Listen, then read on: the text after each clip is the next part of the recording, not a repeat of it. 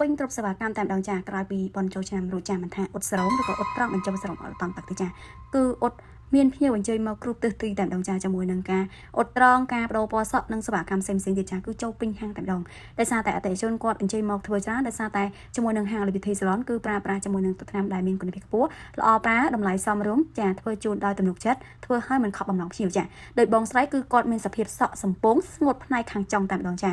ហើយសម្រាប់ការអត់ត្រង់បញ្ចូលស្រមតាមតាក់នេះដែរគឺអត់មានក្លិនឈូអត់មានក្លិនស្អុយអត់ក្រហាញភ្នែកអត់ប៉ះពាល់ដល់អារម្មណ៍ភ្ញៀវឡើយចាអត់ភ្លាមគឺត្រូវតាក់បានភ្លាមគឺអត់មានការតាមតាក់អត់ហើយនឹងទទួលបានអាស្រ័យសក់ដែលត្រង់អឡោះស្អាតហើយត្រង់បានយូរត្រង់បាន10ឆ្នាំចាបងដែលគាត់បើកសាឡនចង់ជោគជ័យដោយហាង Liberty Salon បងអាចកំងជាមួយនឹងឈុតអត់ត្រង់បញ្ចូលស្រមតាមតាក់យកទៅប្រើប្រាស់នៅក្នុងហាងសាឡនបានចាក៏យើងមានរូបដូចគ្នាបងកំងយកទៅប្រើប្រាស់គឺមានជីវិតអបងរៀនអត់ជូនតែម្ដងចារាល់ចង្អុលបន្ថែមគឺបងអាចឆាតសួរបានចាហើយជាមួយនឹងការអត់ត្រង់បញ្ចូលស្រមតាមតាក់នេះដែរគឺងាយខ្លាំងមែនតើចាអត់ហើយភ្លាមគឺស្ប៉ាជូនភ្ញៀវភ្លាមតែម្ដងចាស្ប៉ាហើយផ្លុំសក់ឲ្យស្ងួតនឹងទទួលបានអាស្រ័យសក់ភ្ញៀវដែលទន់អឡោះលងស្អាតត្រង់បែបអឡោះលងភ្លឺដូចកញ្ចក់តែម្ដងចាចង់បងដែលគាត់ចង់ដឹងព័ត៌មានលម្អិតជាមួយនឹងសេវាកម្មការអ៊ុតសក់ត្រង់បញ្ចូលស្រមអត់តាមតាក់និងសេវាកម្មផ្សេងទៀតឬក៏ចង់កំងជាមួយនឹងផលិតផលយកទៅប្រើប្រាស់នៅក្នុងហាងសាឡនបងអាចទៅតាមកាន់ page អបឬក៏អញ្ជើញមកដល់ទីតាំងផ្ទាល់ក៏បានគឺនៅផ្សារលេខផ្លូវ134ផ្ទះ74 ចាអរគុណច្រើន